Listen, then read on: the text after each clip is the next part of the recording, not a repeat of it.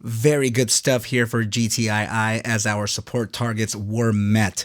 Let's go ahead and see what could happen for the following sessions. What is up, you guys? Thank you so much for stopping by. Once again, this is ARCa coming at you with the GTII technicals, raw price action, and statistical thread of analysis on this Tuesday, Taco Tuesday.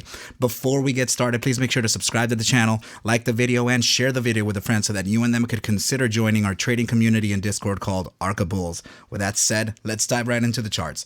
Okay, so we are looking at GTII on the daily chart here, and we can actually see that the support targets that we were talking about, at least the first one, right, was absolutely met. So we were talking about between 194 at the one spot 272 and right down here at 177.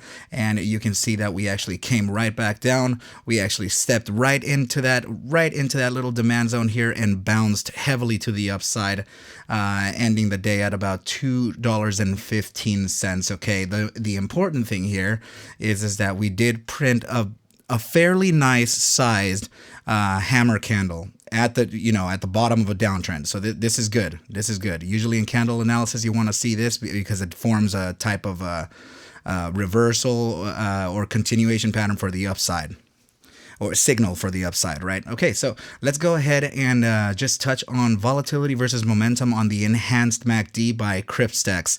And these are part of the ARC-Series collection indicators, right? Which are available to you. Just go ahead and send me a DM and we'll go over the subscription packages. But this one in particular here is exactly what I study usually, condensed into a smaller one-shot indicator. Okay, so this is volatility represented by the Bollinger Bands and momentum represented by the MACD average, and it does feature bull and bear signals as well. Okay, so our bull signal is still fired and still being respected, and we also have the expansion continuing on volatility. So things are still looking good in this aspect, okay? I can definitely see a little bit of a curvature here, right? I mean, it's only appropriate for it to do that once we did receive this this price action to the downside, right? So this is a good thing. So it's signaling an upside now. So let's go ahead and move on to the next chart and see what we have. Okay, so it looks like we're knocking right at the door of the 13-day exponential moving average from the ARC DBSI indicator. Okay, so we still have a 63% bull lead over the bears at 37%. So please remember, this is a statistical indicator, okay? It takes a metric of every single candle printed on the asset's particular time frame, okay? So in this case, we're looking at it in the 8-hour chart. Let's look at a smaller time frame to see if we have any other types of signals. Okay, so if we're going to look at this in the hourly chart, please notice right down here that a bull signal was just recently fired by the end of the session today. Okay, the blue dots are usually bull signal, meaning the upside is more relevant. Okay, so this is still looking pretty good. Let's go ahead and move on to the next chart. This is the very manual way of how we've been looking at volatility versus momentum, and this is how I actually run my statistical back tests, right, regarding the profile of volatility versus momentum. So what I wanted to mention here is that we are absolutely still in the trend for that upside continuation, and it looks like momentum hasn't really changed with the downside that we faced over the last 2 days. So this is still suggesting the upside. Just to remind all of you, I have back tested this indicator in this ticker in particular. So please remember that these metrics are actually just statistics and they're not certainties, but when you get into the success numbers from this stochastic momentum, we got to kind of give some weight to it, right? So out of a total 11 iterations, 10 were guessed correctly to the upside or to the asset's direction in general for the stochastic momentum indicator, which, by the way, is proprietary to TradingView software. It's free, and you can actually just refer to the link in the description below for my affiliate link, as it will help my trading future out if you did sign up for a TradingView account. This indicator is absolutely a necessity in my arsenal of tools, right? So in this case, yes, we got that 10 out of 11 gave us a 90 spot 90% in guessing that accuracy, right, for the upside. So that this is very good. This is very good to consider. Let's go ahead and move on to the last part of the analysis, and this is actually the RSI. Very important things here with the RSI. Okay, so let's go ahead and touch on with the immediate short-term time frame first. In the beginning of the session, I'm talking about very early session. I'm talking 5 minutes to 15 minutes. We will have a little bit of a downside, but that's only expected, seeing that we were already in the capitulation event these last 2 days. Okay, but as soon as you jump into the hourly time frame, still very much a short term, that upside is being met, and it is very important because we're crossing above the 14-day simple moving average represented by that pink line.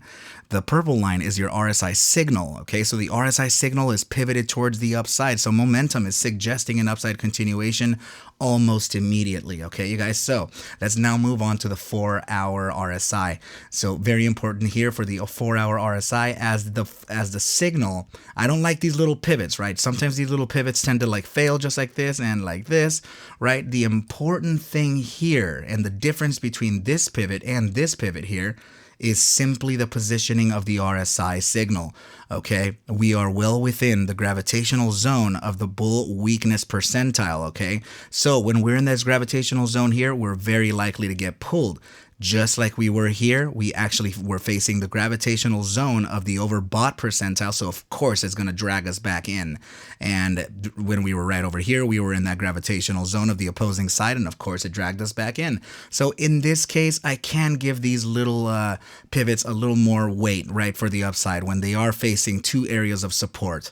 Okay, so now let's go ahead and see the 8-hour chart and see what's happening with it. So very important thing here is that it's still suggesting an upside, but please remember the positioning of your RSI signal. There is a little bit of a downside,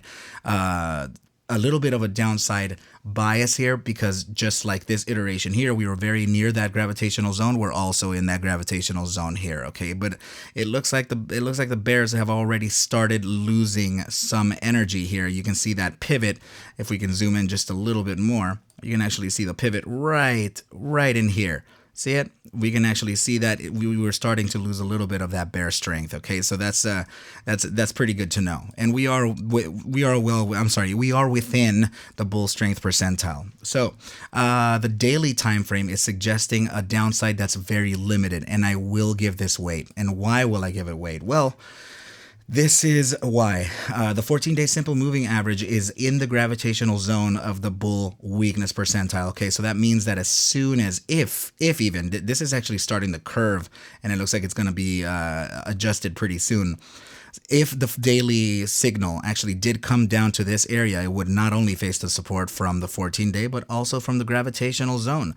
So that would actually pressure us to the upside and continue onwards and upwards. Okay, so this is still looking very healthy. Okay, you guys. So the 3-day, or let's go ahead and look at the bi-daily.